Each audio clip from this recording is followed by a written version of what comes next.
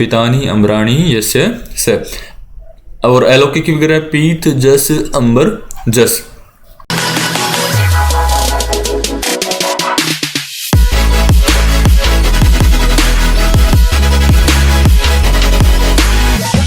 ओम नमस्ते जी। आज का हमारा विषय क्या रहेगा? बहुव्रीहि समास। इससे पूर्व हमने बहुव्रीहि समास के सामान्य परिचय के बारे में आपके साथ चर्चा की थी, जिसमें हमने बताया था प्रायेण अन्य पदार्थ प्रधानो बहुव्रीहि समास। जहाँ पर अन्य पदार्थ की प्रधानता होगी वहाँ क्या होगा? बहुव्रीहि समास होगा। ठीक है। इसी प्रकार और भी अन्य समासों के बारे में भी हमने चर्चा की थी पिछले वीडियो में। ठीक है। तो आज का हमारा मुख्य विषय क्या है? बहुव्रीहि समास को प्रारंभ करना नियमों के माध्यम से। तो हमारा प्रथम नियम क्या है? शेषो बहुव्रीहि। नियम से ही पता चल रहा है। शेषो अर्थात जो शेष बचा है। किससे शेष बचा है? अव्ययीभाव, तत्पुरुष, द्वंद्व आदि समासों से। ठीक है। तो वो कौन सा है? वो है बहुव्रीहि समास। इसका अर्थ भी देख लेते हैं। यह एक अधिकार सूत्र है। इसका अधिकार कहाँ तक जाएगा? द्वंद्व समास से पहले एक नियम आता है, तेन सहेति तुल्य योगे। वहां तक इसका अधिकार चलेगा। ठीक है।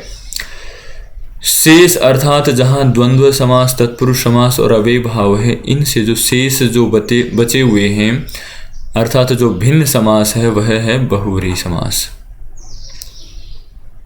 ठीक है ना।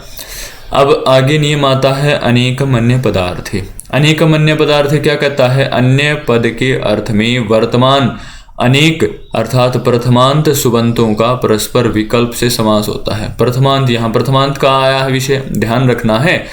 और बहुव्रीहि संज्ञक होता है। साथ में आगे विषय आ गया सप्तमी विशेषणे बहुव्रीहौ।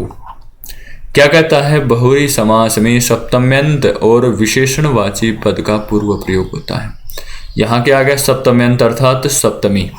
ऊपर क्या आया था? प्रथमांत अर्थात प्रथमा। आगे क्या कर दिया जी? सप्तमी पद इस बात का ज्ञापक है कि प्रथमांत से भिन्न पदों का भी बहुव्रीहि समास होता है। यहाँ पर केवल प्रथमांत पर ही सीमित कर दिया था हमें, वो भी विकल्प से एक बार होगा और एक बार नहीं होगा। तो यहाँ क्या कह दिया कि भाई सप्तमी पद क्या कह रहा है? ये सप्तमी विशेषण बहुव्रीहौ कि प्रथमांत से भिन्न भी पद जो होंगे उनमें भी बहुव्रीहि समास होगा। यदि प्रथमांत पदों का समास होता है तो सप्तम्यंत का पूर्व प्रयोग विधान व्यर्थ हो जाता। ठीक है ना। तो इसी प्रकार जब हम आगे बढ़ते हैं तो अगला नियम आता है हलंतात सप्तम्याः संज्ञायाम। क्या आता है? हलंतात सप्तम्याः संज्ञायाम। क्या कहता है? यदि समस्त पद संज्ञा अभिधेय हो तो, यदि समस्त पद संज्ञा अभिधेय हो तो हलंत और अकारांत शब्द से परे सप्तमी विभक्ति का अलुक होता है, अर्थात उत्तर पद परे रहते। ठीक है। अब इसका अर्थ हम आगे आपको उदाहरण में बताएंगे, वो समझ में आ जाएगा। अब कंठे काले अर्थात शिव के बारे में यहाँ पर बताया है। कंठे कालः यस्य सः, ये क्या है? लौकिक विग्रह। विग्रहों के बारे में हमने आपके साथ चर्चा की थी पूर्व वीडियोज में भी। लौकिक विग्रह और अलौकिक विग्रह, दो विग्रह होते हैं। यही है। तो अलौकिक विग्रह क्या है? कंठ प्लस गी। क्या है? कंठ प्लस गी प्लस काल प्लस सु। यहाँ पर गी और सु दो आए हुए हैं। सु प्रथमांत है, गी सप्तम्यंत है। तो यहाँ पर सप्तम्यंत सप्तमी विभक्ति का अलुक होता है इस सूत्र से। तो उसके बारे में भी हम यहाँ बताएंगे। समास किस सूत्र से? वह अनेकम अन्य पदार्थ सूत्र से। ठीक है। यहाँ पर समास हो गया अर्थात अनेक सुबंतों का अन्य पद के अर्थ में विद्यमान होने पर बहुव्रीहि समास हो जाएगा। और जब बहुव्रीहि समास हो जाएगा तो कृत तद्धित समासाश्च सूत्र से प्रातिपदिक संज्ञा हो जाएगी और सुपों का लुक प्राप्त है। अब जब सुपों का लुक प्राप्त है तो आगे जो नियम आता है एक हलंतात सप्तम्याः संज्ञायाम। ये क्या कह देता है? सप्तम्यंत पद का अर्थात सप्तम्यम पद से संज्ञा अभिधेय होने पर सप्तमी विभक्ति का अलुक हुआ। ऊपर हमने पढ़ा था ना, सप्तमी विभक्ति का अलुक अर्थात लोप नहीं होगा, केवल सु का लुक हुआ, अर्थात गी का नहीं हुआ, क्योंकि सु प्रथमांत है, गी सप्तम्यंत है। तो हमारे पास शेष क्या रहा, कंठ गी काल। जब ये रूप शेष रह जाएगा तो एक नियम आता है लसक व तदिति। ये किस उद्देश्य से आता है, अब गी में गकार है, उसकी इच्छा करनी है, उसका लोप करना है, प्राप्ति हो रही है, तो लसक व तदिति में लकार, सकार और क वर्ग इनका लोप इच्छा कर देता है, और तस्य लोप इसका लोप कर देता है, क्योंकि ये फल स्वरूप है। तो ककार की हम यहाँ इच्छा कर देंगे और तस्य लोप से लोप कर देंगे, तो हमारे पास शेष रहेगा कंठ प्लस ई प्लस काल है। ठीक है। इसी प्रकार जब हम आगे बढ़ते हैं तो ठकार में अ है और ई है, अर्थात अवर्ण से परे अच अर्थात इकार परे रहते पूर्व और पर के स्थान पर क्या हो जाएगा, गुण हो जाएगा। अब जब गुण हो जाएगा तो आद गुण से यहाँ गुण हो गया, अर्थ गुण क्या होगा ए, तो कंठे प्लस काल हमारा रूप बन जाएगा। और जब कंठे काल बन जाएगा तो हमने ऊपर एक नियम पढ़ा था, सप्तमी विशेषणे बहुरी हो, अर्थात सप्तमी विशेषणे बहुरी हो क्या कहता है कि सप्तम्यंत पद। अब सप्तम्यंत पद कौन सा है जिसके अंत में सप्तमी विभक्ति थी, वो है कंठे। अब कंठे का पूर्व में प्रयोग होगा। अब जब कंठे का पूर्व में प्रयोग हो जाएगा, अब आप कहेंगे कि यहाँ तो पहले से ही पूर्व में प्रयोग है, तो बहुत अच्छी बात है। यदि पूर्व में प्रयोग नहीं था तो इसको पूर्व में प्रयोग करना है। ठीक है। और स्वादि उत्पत्ति विभक्ति कार्य करके यहाँ विसर्ग आदि हो जाएगा। स्वादि उत्पत्ति विभक्ति के बारे में हमने पूर्व वीडियोज में भी विस्तार से चर्चा कर रखी है, वहां से आप देख सकते हैं। ठीक है। और डिस्क्रिप्शन में भी इसका लिंक दे देंगे हम आपको। इसी प्रकार अगला उदाहरण आता है प्राप्तोदक है। ठीक है। ये गांव के लिए है, अर्थात पहुंच गया है जल जिस गांव तक। ठीक है। लौकिक विग्रह क्या है, अलौकिक विग्रह क्या है, ये आपको करना है, क्योंकि समय अभाव में हम चाहते हैं कम समय में अधिक जानकारी आप तक पहुंचे। लौकिक विग्रह क्या है इसका, प्राप्तम उदकम यम ग्रामम स। अलौकिक विग्रह क्या है, प्राप्त सु उदक सु। इतना हो गया। अब इसके बाद जितने भी नियम लगे हैं वो पूर्व सिद्धि के समान ही है। ठीक है। कहाँ सुपों का लुक होगा। अब आप कहेंगे यहाँ तो दोनों प्रथमांत है, सप्तमी विभक्ति का तो है नहीं, एक नियम शेष रह जाएगा, तो उसको छोड़ दो ना। यहाँ पर सुपों का लुक प्राप्त है तो सुपों का लुक कर दो। सुपो धातु प्रातिपदिकयो से, किससे, सुपो धातु प्रातिपदिकयो से। गुण की प्राप्ति है, गुण कर दो। इसी प्रकार जब हम आगे बढ़ते हैं तो उढ़ रथ है।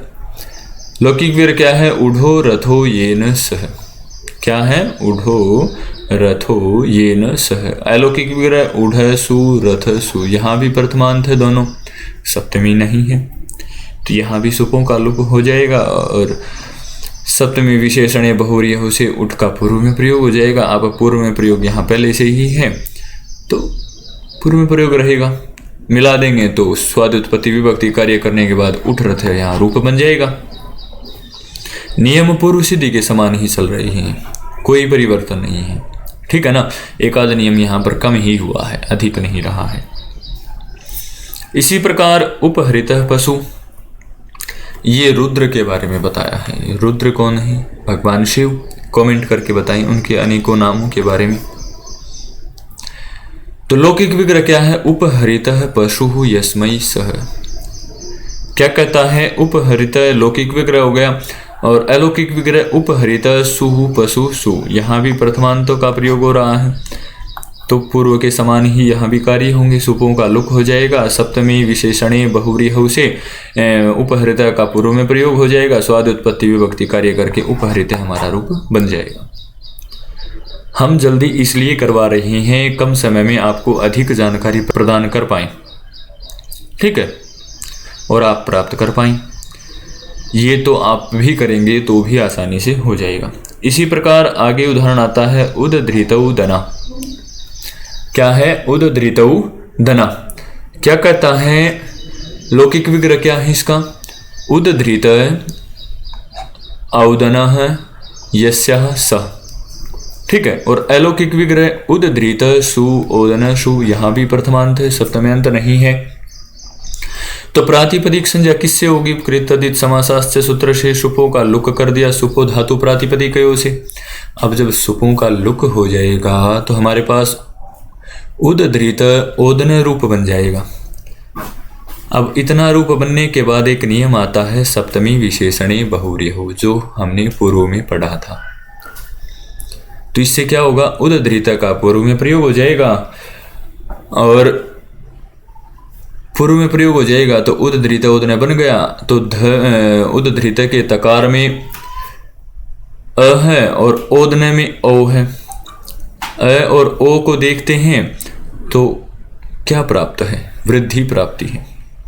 अब जब वृद्धि प्राप्ति है तो कौन सा नियम आएगा? वृद्धि रेची। संज्ञा करनी हो तो कौन सा आएगा? वृद्धि हृदयच। सामान्य सा है। तो वृद्धि रेची से हम अ और ओ की वृद्धि करेंगे तो क्या हो जाएगा? औ हो जाएगा। तो उदधृतौ दने हमारा रूप बन जाएगा। ठीक है, उदधृतौ दने बनने के बाद हमें क्या करना है? हमें दना बनाना है। तो एक स्त्रीलिंग में टाप प्रत्यय आता है। किस नियम से आता है बताइए? वो है अजाद्य तष्टाप। अजाद्य तष्टाप क्या कहता है? आजादी और हर्षव अकारांत प्रातिपदिक से स्त्रीत्व की विवक्षा में कौन सा प्रत्यय होता है? टाप प्रत्यय होता है। और जब टाप प्रत्यय आ जाएगा तो उदधृतौ दनः प्लस टाप हमारे पास शेष रह जाएगा। और ट और प में ट की संज्ञा प्राप्त है, प की हलंत्यम से और ट की चोटू से। शेष क्या रहा? आ। और जब आ शेष रहेगा तो उदधृतौ दना बन जाएगा? नहीं। इससे पूर्व भी एक नियम हमारे लिए शेष बचा हुआ है। वो कौन सा है? सवर्ण दीर्घ के लिए, क्योंकि अ प्लस आ सवर्ण दीर्घी है, एक स्थान से उच्चारित है, तो इनको दीर्घ की प्राप्ति है। तो अक सवर्ण दीर्घ से यहां पर दीर्घ हो जाएगा, क्योंकि ये दोनों सवर्णी है। तो दना यहां पर बन जाएगा। उदधृतौ दना स्वाद उत्पत्ति विभक्ति कार्य करके रूप हमारा सिद्ध हो जाएगा। इसी प्रकार जब हम आगे बढ़ते हैं तो अगला उदाहरण आता है पीताम्बर। क्या आता है? पीताम्बर, अर्थात पीले हैं वस्त्र जिसकी। किसकी हैं बताइए कमेंट करके। तो लौकिक विग्रह क्या है इसका? पितानी अंबराणी यस्य सह। क्या है? पितानी अंबराणी यस्य सह। और अलौकिक विग्रह पीत जस अंबर जस। इतना हो गया। समास की सूत्र से होगा, पूर्व के समान ही चल रहा है। अनेकम अन्य पदार्थ से प्रातिपदिक संज्ञा सुपों का लुक और सप्तमी विशेषणी बहुव्रीहि से पूर्व में प्रयोग हो गया पीत का। अक सवर्ण दीर्घ से सवर्ण दीर्घ की प्राप्ति ही। त में भी अ है और उसके भी, तो अ प्लस अ क्या बन गया? आ बन गया। और जब आ बन गया तो पीताम्बर हमारा बन गया। स्वाद उत्पत्ति विभक्ति कार्य करके विसर्गादि कार्य हो जाएंगे और रूप की सिद्धि हो गई। इसी प्रकार वीर पुरुष कह। ठीक है, अब जब वीर पुरुष कह के बारे में हो गया तो लौकिक विग्रह क्या है? वीरा पुरुषा यस्मिन ग्रामे सह। और अलौकिक विग्रह वीर जस पुरुष जस। ठीक है, अनेकम अन्य पदार्थ आदि से समास हो गया और पूर्व सिद्धि के समान ही यहाँ पर पूर्व में प्रयोग तक कार्य चलेगा। वीर पुरुष जब हमारा बन जाएगा तो एक नियम आता है शेषा द्विभाषा। ये क्या करता है? ये विकल्प से कप प्रत्यय करता है। ठीक है, यहाँ पर दे रखा है इसका अर्थ हमने, प्रत्येक सूत्र का अर्थ भी दे रखा है। अर्थात शेष अर्थात वह बहुव्रीहि जिससे किसी समासांत प्रत्यय का विधान नहीं किया गया, उससे विकल्प से क्या हो गया? समासांत कप प्रत्यय हो जाएगा। तो वीर पुरुष कप हमारे पास शेष रहेगा। पै की हम अलंत्यम से संज्ञा कर देंगे तो क शेष रहेगा। और हम बना देंगे वीर पुरुष कह। और जब वीर पुरुष कह बन जाएगा तो स्वाद उत्पत्ति विभक्ति कार्य करके विसर्ग आदि हो जाएंगे। यहां तक आपको समझ में आ गया?